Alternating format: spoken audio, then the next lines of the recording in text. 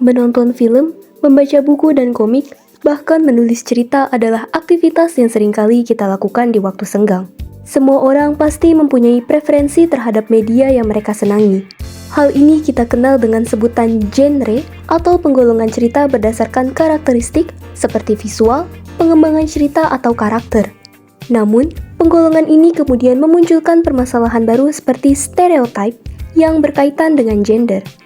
Contohnya dalam media-media Jepang, terdapat genre shounen dan shoujo. Lalu, apa yang mendasari penggolongan ini dan apa dampak yang dihasilkan dari adanya penggolongan tersebut? Kemarin tuh kan aku nonton anime tuh, lagi iseng pengen nonton anime. Judulnya tuh Sailor Moon. Nah, di di genrenya itu ada genre shoujo. Tapi aku beda. Aku nonton Attack on Titan genrenya shonen. Nah, apaan itu maksudnya dari antara genre-genre yang lain? Kayak aku baru lihat ada genre namanya shoujo, shonen. Kalian kan sebagai warga-warga yang suka menonton, itu bedanya Yang mana nih, mau tahu yang mana dulu? Mau shoujo dulu atau shonen? Itu dua genre yang berbeda. ada boleh di shoujo dulu aja.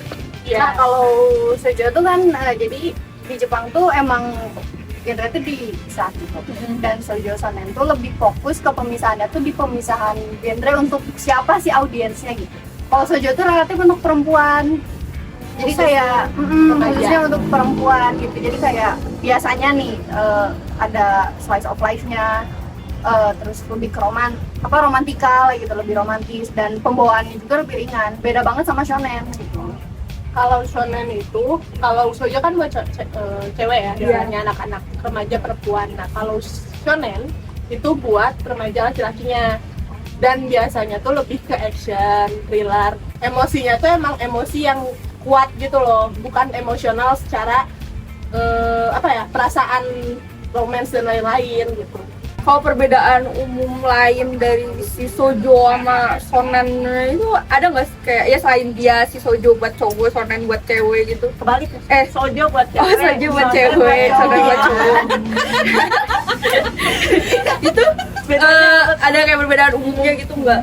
Sebenarnya kalau shoujo tuh yang pertama emang tadi yang ngebedain tuh audiensnya buat cewek ya, remaja cewek biasanya. Terus kalau dari segi aspek genrenya gitu, biasanya pembawaannya lebih ringan. Terus lebih ke kehidupan sehari-hari, slice of life gitu. Sama jadi lebih ke sisi romantika hidup tuh kayak gimana sih gitu. Jadi nggak berat lagi. Pengembangan ceritanya itu ya kayak tadi, biasanya agak lambat tapi ringan gitu loh. Agak lambat sama lebih ringan gitu. Kalau shonen gimana? Kalau shonen sendiri itu lebih ke penokohannya maskulin. Jadi kalau shoujo itu kan pengembangan karakternya tuh melalui kisah cinta, perasaan yang intens antara tokoh satu sama tokoh lain nih. Sedangkan kalau shonen tuh biasanya karakter developmentnya itu dari aksi.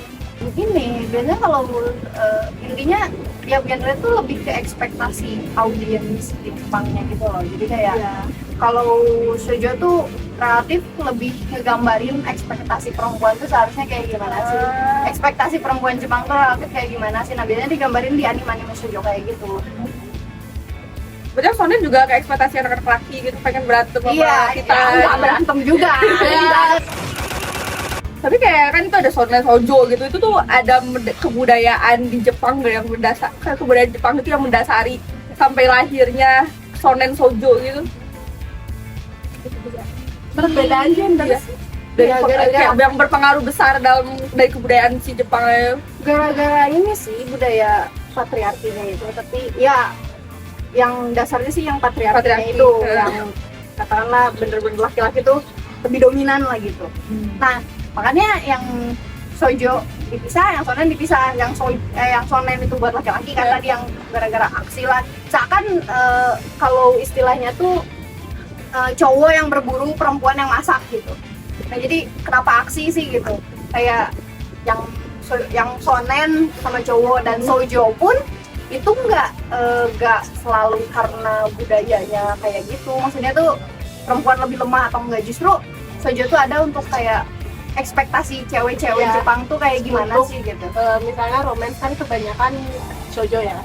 Nah itu tuh sebenarnya lebih ke bukan menggambarkan orang Jepang tuh gini semua enggak, tapi malah pesan bahwa ya harusnya cowok kayak gini ke cewek dan harusnya hubungan itu kayak gini gitu. Kayak perempuan juga bisa gini loh gitu Iya. kan. Di Shoujo tuh kayak gitu. Aku kan abis nonton Attack Titan suka kan ada film lainnya nggak sih yang sejenis gitu shonen gitu. Yang dulu sempet viral banget itu Tokyo Revengers. Oh, Tokyo Ada Revengers. di news Indonesia yang Iya. banyak. Katanya gambarnya jelek. Waduh. Kok menjadi gambar shaming ya? Kok jadi gambar shaming ya, tolong. Cewek ada yang suka kok sama genre shonen. Kamu ya? Iya aku. Nah kalau itu kan karena pertama target preferensi orang-orang Jepang sama target anime kayak gini tuh kayaknya buat Jepang sendiri gitu ya. Jadi masalah internasional tuh biasanya nomor 2 atau nomor sekiannya gitu. Jadi karena ya kalian tahu lah di Jepang kan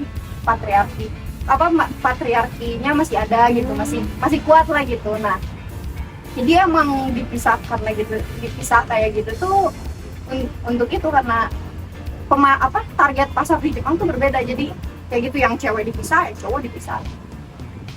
Itu sih lebih ke karena perbedaan genre juga kan. Jadi munculnya shoujo sama shonen gitu.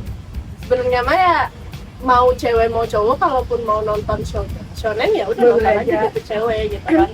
Karena banyak kok yang suka nonton Attack on Titan cewek. Maksudnya nggak semua cewek itu suka hal-hal romance. Iya. Dan nggak semua cowok itu suka aksi. Iya. Sebenarnya kan kalau berdasarkan pendapat kita. Tapi kalau di Jepang itu punya pemikiran yang beda. Apalagi dasarin sama patriarkinya yang tinggi gitu. Dan kayak cewek itu harus feminim, cowok itu harus maskulin.